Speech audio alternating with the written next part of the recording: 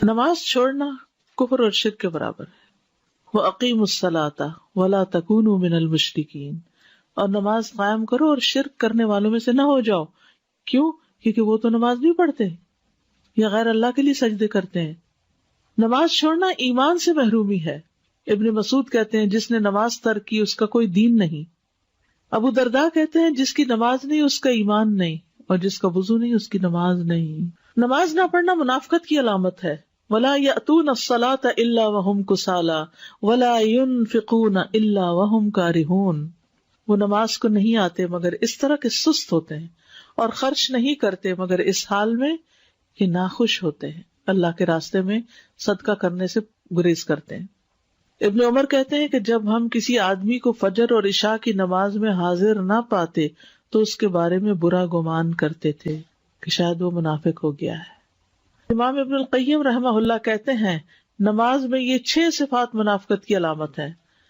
نماز کی طرف جاتے وقت سستی کا مظاہرہ کرنا، نماز ادا کرتے ہوئے لوگوں کو دکھلاوا کرنا، اس کی ادائیگی میں تاخیر کرنا، جلدی جلدی ٹھونگے مارنا، اس میں اللہ کا ذکر کم کرنا، با جماعت نماز پڑھنے سے پیچھے رہنا.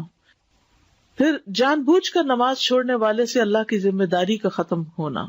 نبی صلی اللہ علیہ وسلم نے فرمایا جان بوجھ کر نماز کو ترک مت کیا کرو، اس لیے کہ جو شخص جان بوجھ کے نماز چھوڑتا ہے اس سے اللہ کا ذمہ ختم ہو جاتا ہے.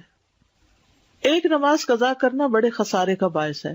نبی صلی اللہ علیہ وسلم نے فرمایا جس کی ایک نماز اس سے فوت ہو گئی گویا اس کا مال اور اس کی اولاد فنا ہو گئی.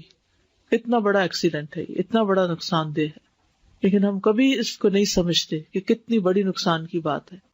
چھوٹی چھوٹی باتوں پہ نماز چھوڑ دیتے. وہ کیا مہمان آ گئے تھے، وہ کیا بس ڈرائیو کر رہے تھے، پھر کہیں نہ کہیں تو روک بھی سکتے تھے. ایک نماز چھوڑنا اعمال کی بربادی کا باعث ہے. نبی صلی اللہ علیہ وسلم نے فرمایا جس نے نماز اثر چھوڑ دی اس کے اعمال باطل ہو گئے.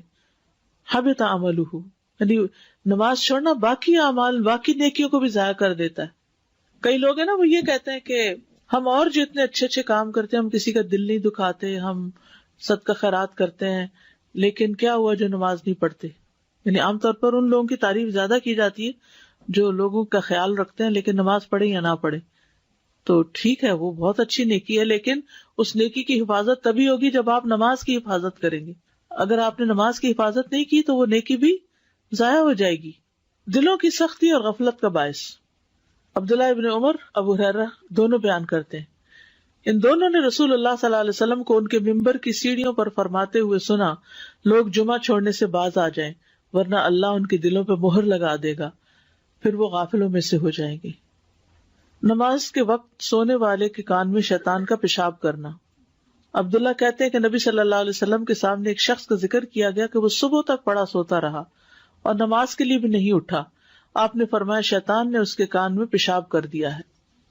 ابن تیمیہ کہتے ہیں کہ نماز کو چھوڑنے والا چور، بدکار آدمی، شراب نوشی کرنے والے اور نشہ کرنے والے سے بھی زیادہ بدتر ہے. بے نمازی کے لیے موت کی سختیاں.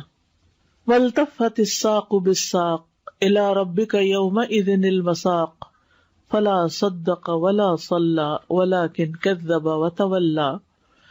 اور پنڈلی پنڈلی کے ساتھ لپٹ جائے گی، یعنی جب جان کنی کا وقت آئے گا. اس دن تیرے رب ہی کی طرف روانگی ہے، سو نہ اس نے تصدیق کی اور نہ نماز ادا کی، لیکن اس نے جھٹلایا اور منہ پھیرا. پنڈلی کا پنڈلی سے جڑنا جو ہے یہ سختی کی علامت ہے. نماز سے غافل ہونے والے کی قبر میں سزا. سمرہ بن جندب کہتے ہیں کہ نبی صلی اللہ علیہ وسلم نے خواب بیان کرتے ہوئے فرمایا جس کا سر پتھر سے کچلا جا رہا تھا وہ قرآن کا حافظ تھا، مگر وہ قرآن سے غافل ہو گیا اور فرض نماز پڑھے بغیر سو جایا کرتا تھا.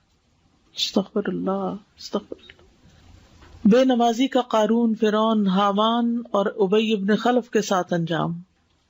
ایک دن نبی صلی اللہ علیہ وسلم نے نماز کا ذکر کرتے ہوئے فرمایا جو شخص نماز کی پابندی نہیں کرے گا تو وہ اس کے لیے روشنی، دلیل اور نجات کا سبب نہیں بنے گی، اور وہ شخص قیامت کے دن قارون، فرعون، حامان اور ابی ابن خلف کے ساتھ ہوگا.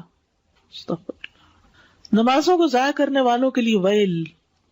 فویل للمصلین الذین هم عن صلاتهم ساہون. بس ایسے نمازیوں کے لیے ہلاکت ہے جو اپنی نماز سے غافل رہتے ہیں.